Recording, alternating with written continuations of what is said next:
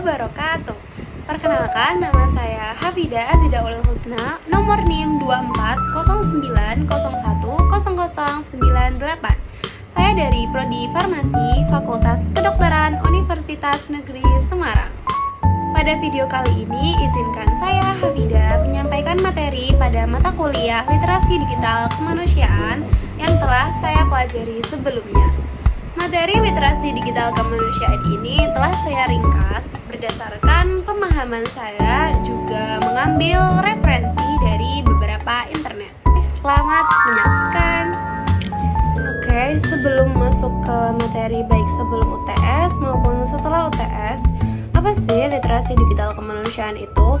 Jadi, literasi digital kemanusiaan adalah kemampuan untuk menggunakan teknologi digital dengan memperhatikan nilai-nilai kemanusiaan seperti etika, empati, dan tanggung jawab sosial.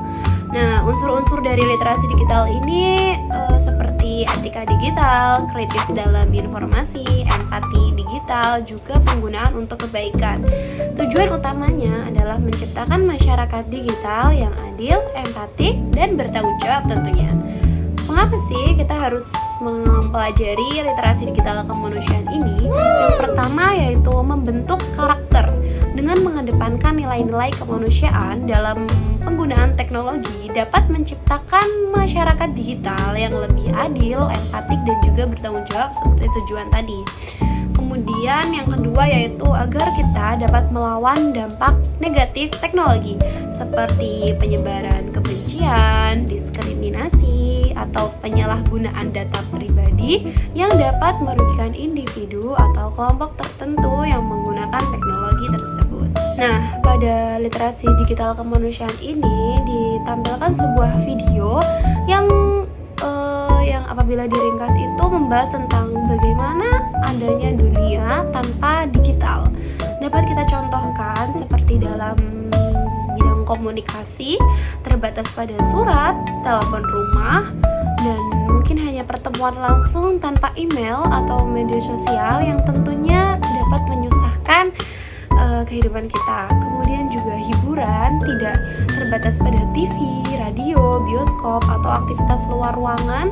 Tidak ada streaming, tidak ada game digital, tidak ada aplikasi yang bisa kita gunakan.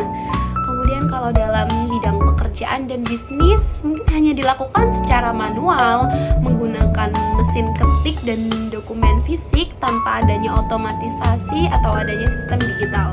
Kemudian kalau dalam bidang pendidikan mungkin kita hanya belajar menggunakan buku, teks, jadi kita tidak bisa mendapat wawasan lebih dari internet dan referensi yang lain. Kemudian kalau dalam bidang transportasi kita hanya mengandalkan peta fisik dan catatan manual atau mungkin menggunakan kompas. Kita tidak bisa menggunakan GPS dan juga tidak bisa menggunakan aplikasi transportasi seperti Grab, Gojek yang kita ketahui itu sangat memudahkan kita ketika kita dalam keadaan darurat. Dan yang terakhir yaitu interaksi sosial terbatas hanya pada pertemuan fisik atau mungkin telepon rumah, telepon genggam tanpa media sosial, tanpa kita bisa bertukar chat atau mungkin kita bisa video call atau mungkin VN dan yang lain sebagainya. Masuk ke materi sebelum UTS, yang pertama adalah era digital dan revolusi industri 4.0. Era digital sendiri adalah periode perubahan besar yang ditandai oleh transformasi teknologi di mana informasi dan komunikasi beralih dari sistem analog ke digital. Ini mencakup seperti penggunaan internet, data besar, dan big data yang nantinya juga kita akan bahas di materi selanjutnya, cloud computing, dan perangkat yang saling terhubung atau IoT yang juga kita bahas nanti. Nah, untuk revolusi industri 4.0 sendiri adalah fase keempat dalam sejarah industri yang menggabungkan teknologi canggih seperti otomatisasi, kecerdasan buatan seperti AI yang sering kita gunakan untuk searching, robotik, blockchain, dan konektivitas 5G. Revolusi ini mengubah cara produksi dan interaksi antara manusia dengan mesin tentunya. Nah, era digital dengan revolusi industri 4.0 ini keduanya sangat terkait atau saling terkait. di mana era digital ini menciptakan dasar untuk menerapkan teknologi dalam revolusi industri 4.0 yang nantinya itu dapat meningkatkan efisiensi dan inovasi dalam sektor industri dan kehidupan sehari-hari. Oke, mungkin itu saja materi yang pertama. Masuk ke materi yang kedua sebelum UTS, yaitu ada dampak dari penggunaan teknologi. Tentunya seperti yang kita ketahui, dari penggunaan teknologi ini tidak hanya menimbulkan dampak yang positif, tapi juga menimbulkan dampak yang negatif. Nah, apa sih dampak positifnya? Yang pertama yaitu mempermudah komunikasi.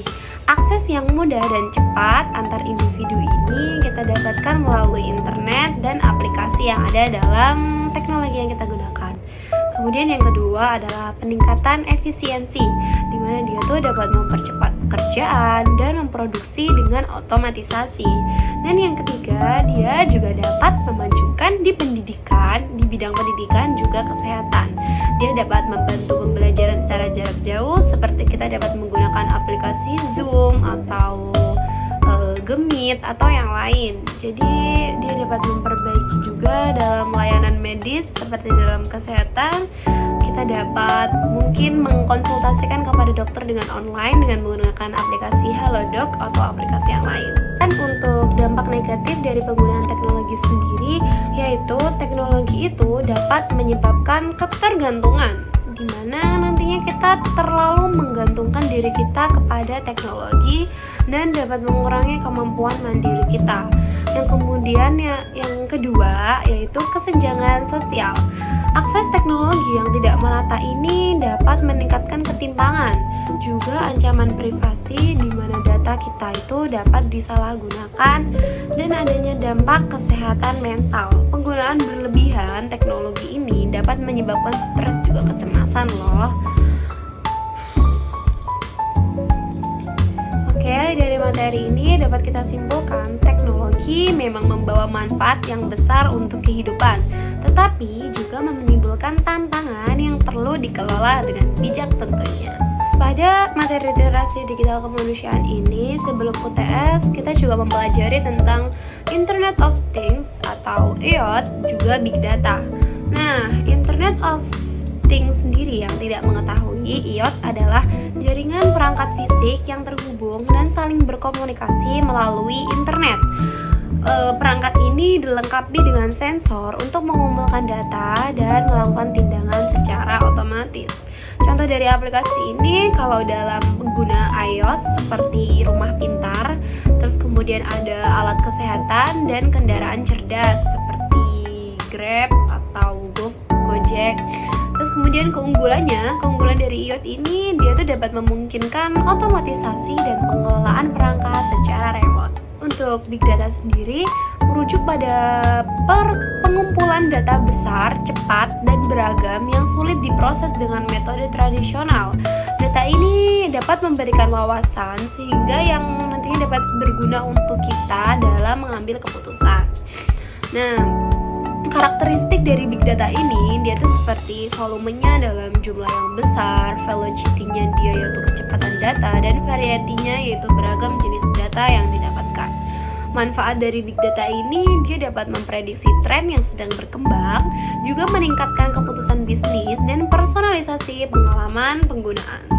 Gimana sih hubungan antara IoT atau Internet of Things dengan Big Data? Nah, IoT sendiri dia akan menghasilkan data yang besar yang kemudian diproses menggunakan teknologi Big Data ini untuk memperoleh wawasan dan mendukung keputusan otomatis atau prediktif. Dengan kata lain, Internet of Things atau IoT ini menghasilkan data yang kemudian bisa dianalisis oleh Big Data untuk menghasilkan informasi yang lebih berguna dan efisien. Oke, selanjutnya masuk ke materi yang kita pelajari after UTS. Ada apa aja sih? Masuk ke materi yang pertama adalah pemanfaatan e-commerce dalam kehidupan sehari-hari. Pengertian dari e-commerce sendiri adalah aktivitas jual beli barang atau jasa secara online melalui internet atau sosial media yang kita kenal biasanya. Nah, manfaat dari e-commerce sendiri apa sih? Yang pertama adalah kemudahan akses. E-commerce ini bisa diakses di mana saja, misal ketika kita sedang pergi atau kita berada dalam desa yang mungkin tidak menjual barang yang kita inginkan. Lalu yang kedua, adanya pilihan dan harga. Ketika kita membeli melalui e-commerce ini, misal dalam Shopee atau dalam Tokopedia, TikTok, dan yang lainnya, pasti akan ada beragam produk dengan harga yang kompetitif seperti yang kita inginkan. Lalu yang ketiga, adanya efisien waktu, karena kita tidak perlu ke toko fisik. Dan yang keempat, banyak promo juga diskon. Dampak positifnya sendiri untuk konsumen yang pertama adalah mudah juga hemat waktu.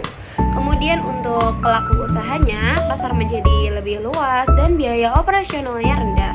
Kemudian yang ketiga, untuk ekonomi sendiri, mendorong ekonomi digital dan menciptakan lapangan kerja.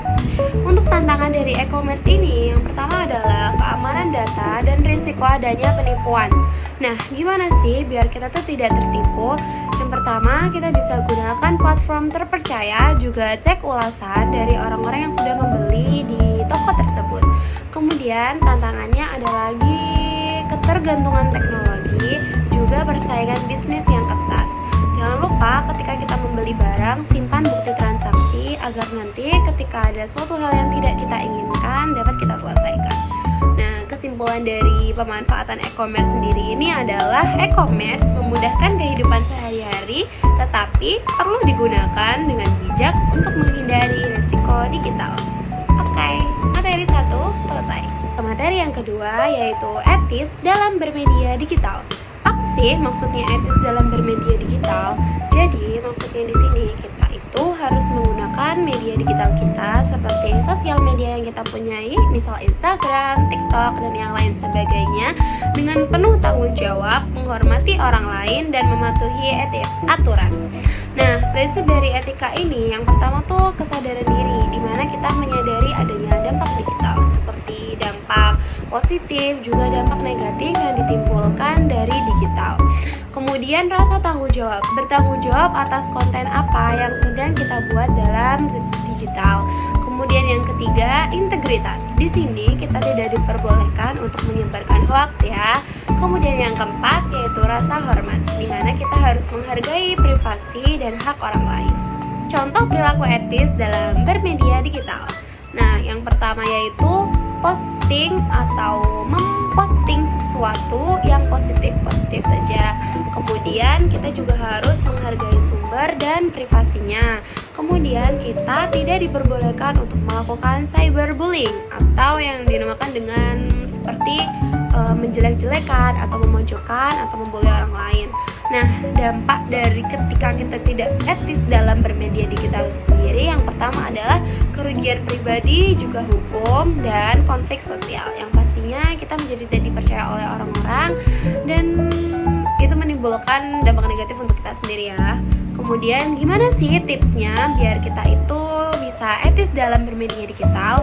Yang pertama adalah memverifikasi informasi dan menggunakan bahasa yang sopan dan santun, juga menjaga privasi. Kesimpulan dari etis dalam bermedia digital ini, bermedia digital dengan etika penting untuk menciptakan lingkungan online yang aman dan produktif. Materi kedua selesai.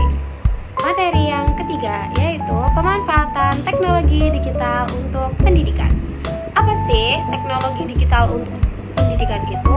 Teknologi digital di sini maksudnya dalam pendidikan itu merujuk kepada penggunaan alat dan platform digital untuk para mahasiswa atau para pelajar dan yang dapat mendukung proses untuk belajar mengajar.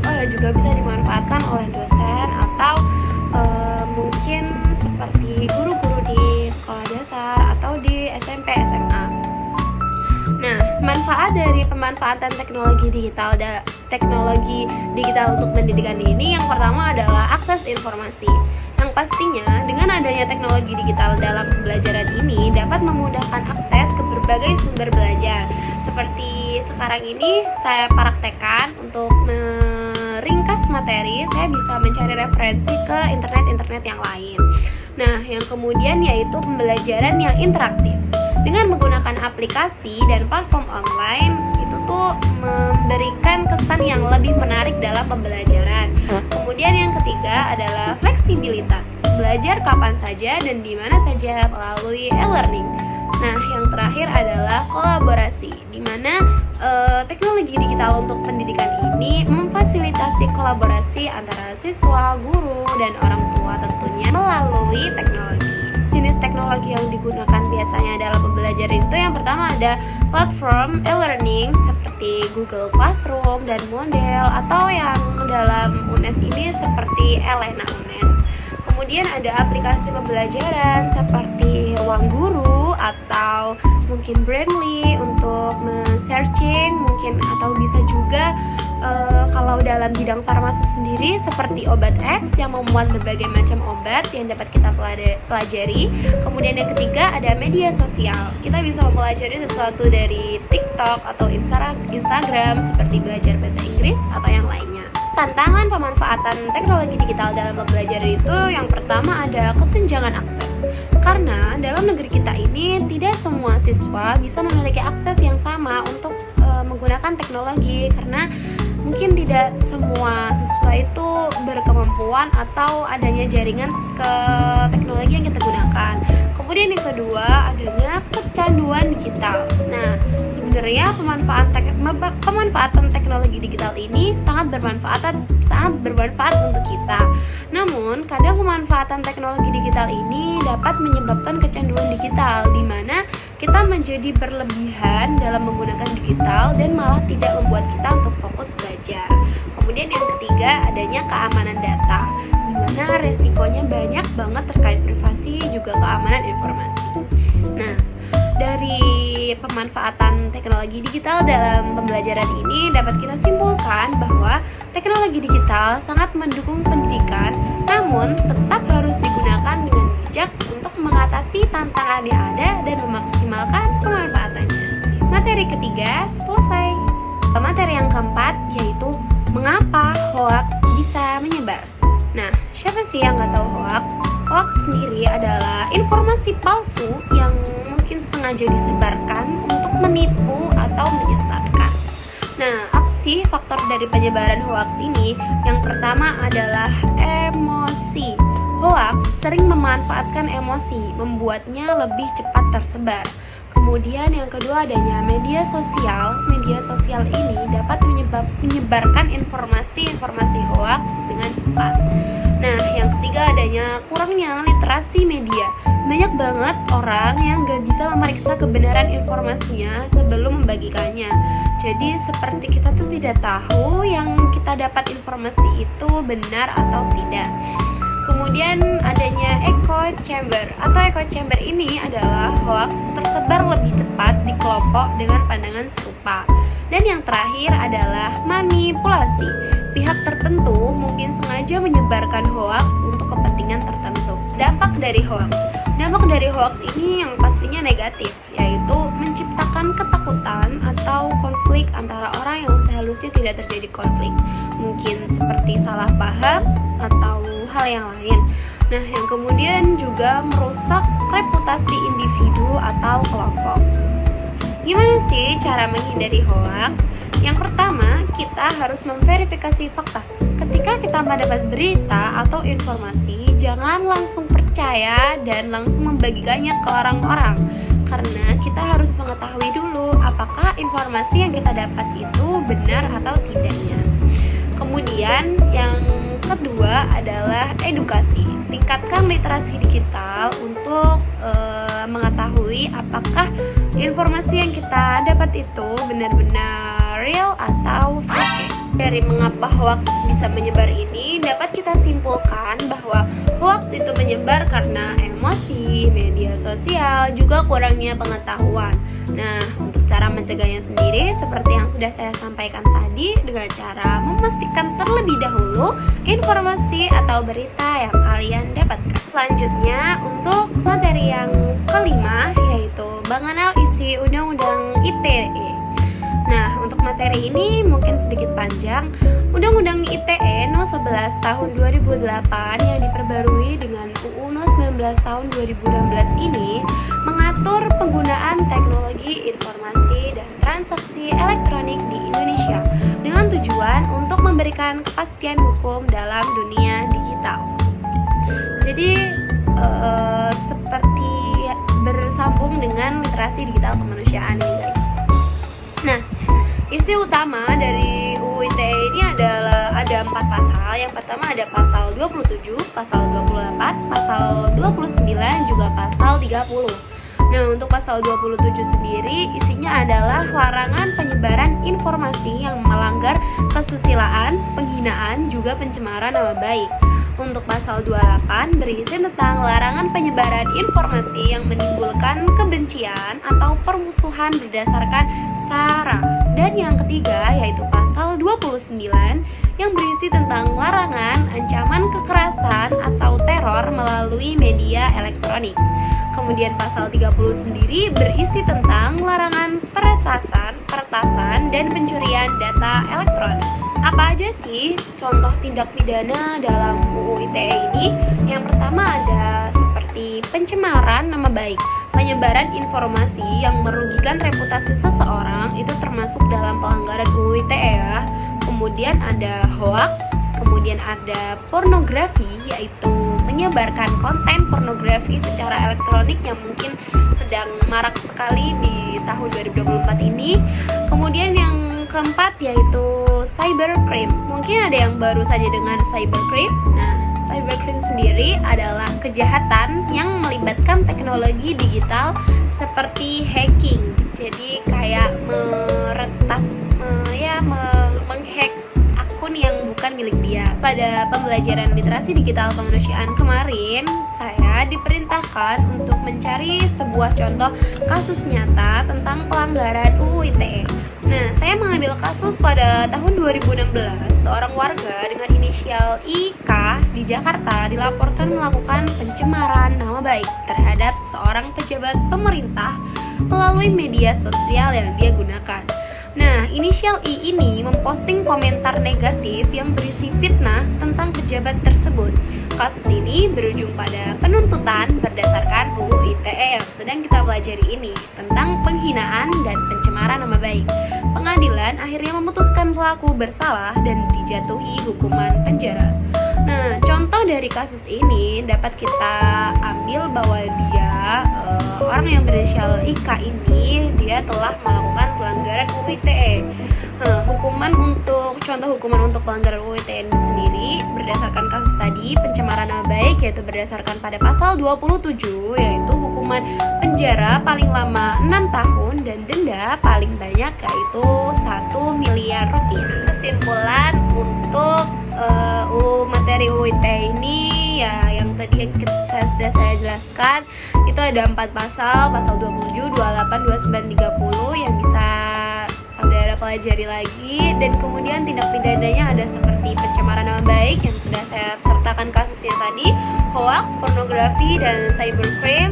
Terus juga hukumannya yaitu seperti pencemaran nama baik berdasarkan pasal 27 yaitu hukuman 6 tahun penjara maksimal dan mungkin denda maksimal yaitu 1 miliar. Materi yang ke-6 sendiri di sini ditampilkan sebuah video pendek yang menurut saya itu membahas tentang bagaimana kita dapat memanfaatkan teknologi digital dengan bijak.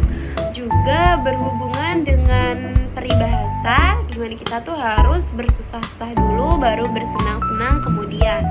Nah, jadi segera kita bahas materi ini. Yang pertama kita harus mewaspadai penipuan digital.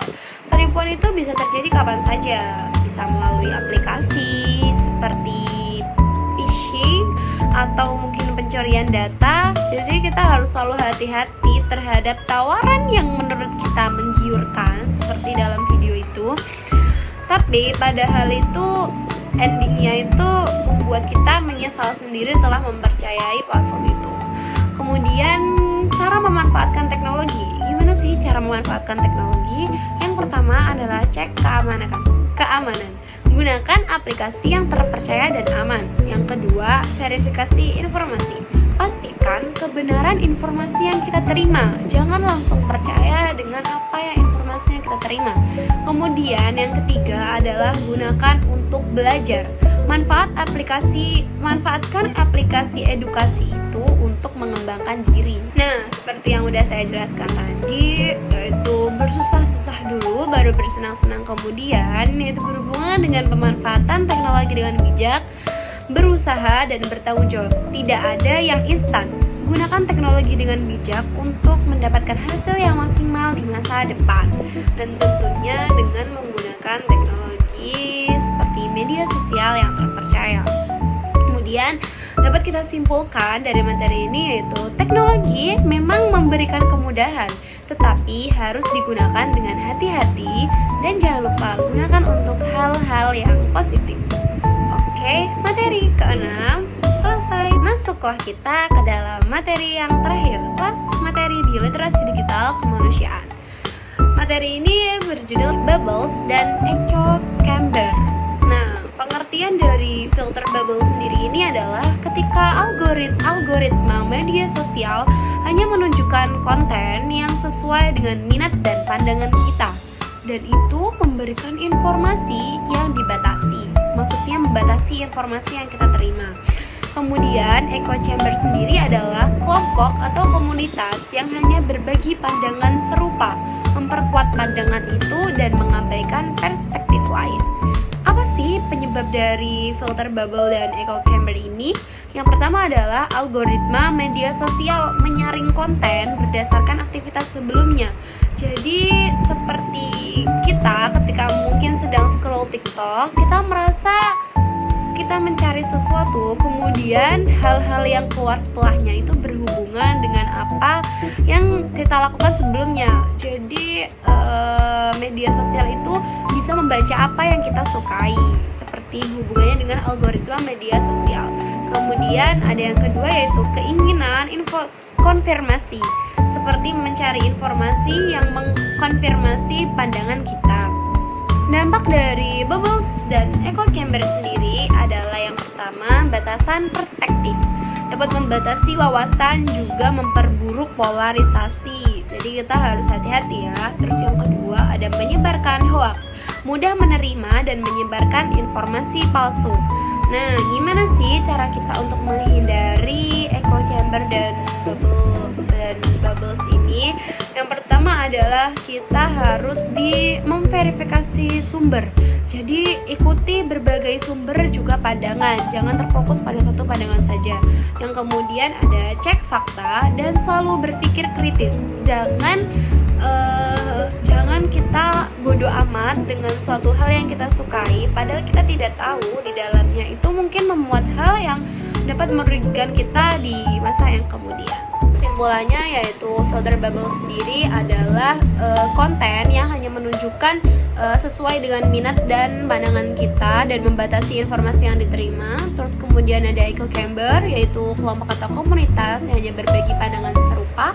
Penyebabnya bisa algoritma media sosial, juga keinginan konfirmasi. Kemudian dampaknya ada batasan perspektif dan juga dapat menyebarkan hoax. Dan untuk cara pencegahannya sendiri, dengan kita dapat memverifikasi sumber, mencek fakta, dan yang pastinya berpikir kritis. Materi yang terakhir selesai. Baik, mungkin itu saja yang dapat saya sampaikan. Kurang lebihnya mohon dimaafkan, juga apabila terdapat kurang jelasnya materi yang saya sampaikan, juga kata yang kurang berkenan dalam hati, saya mohon maaf yang sebesar-besarnya. Saya Hafida Azda Ulil Husna, nomor NIM 098, Prodi Farmasi, Fakultas Kedokteran, Universitas Negeri Semarang, pamit undur diri. Terima kasih. Wassalamualaikum warahmatullahi wabarakatuh.